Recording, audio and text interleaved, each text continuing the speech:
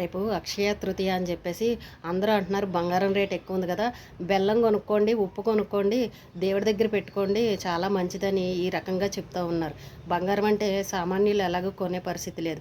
కానీ చీరలు అమ్మేవాళ్ళు కూడా 10,000 పట్టు చీరలు కూడా మీకు 500 తగ్గించి ఆఫర్లో ఇస్తున్నాం, డిస్కౌంట్ ఇస్తున్నామని ఇలా చెప్తున్నారు. ఏమండి, వచ్చిన ప్రతి చిన్న పండగలకి పెద్ద పండగలకి మనం చీరలు నగలు కొనుక్కుంటే మగవాళ్ళ సంపాదన ఏమైపోవాలండి? చేతిలో రూపాయి లేకుండా అత్యవసరం అయితే మనకు ఎవరిస్తారు చెప్పండి?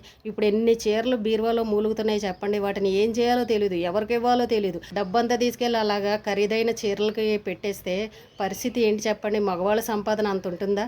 మొన్న ఉగాదికే కొనుక్కున్నారు, మళ్ళీ ఇప్పుడు ఈ పండగకి కొనాల్సినంత అవసరం అయితే ఏమీ లేదు. కాబట్టి రూపాయిని ఎప్పుడూ జాగ్రత్తగా చేతిలో ఉంచుకోండి. అత్యవసరమైతే మనకెవ్వరూ ఒక్క రూపాయి ఇవ్వరు. అనవసరం ఖర్చులు చేసి డబ్బును దూబరా చేశారని అంటే ఇబ్బందులు పడేది మనమే. కాబట్టి పిల్లలతో ఉన్నవాళ్ళు మరీ ముఖ్యంగా చేతిలో డబ్బులైతే ఉంచుకోవాలి. ఇలా వాళ్ళు చెప్పారు వీళ్ళు చెప్పారని అనవసరం ఖర్చులు చేయకండి. భగవంతుడికి నమస్కారం చేసుకోండి, ఎవరికైనా మీకు తోచింది దానం చేయండి, అంతవరకు చాలు. అంతేగాని వాళ్ళు వీళ్ళు చెప్పారని ప్రగల్భాలకు పోయారని అంటే నష్టపోయేది మనమే.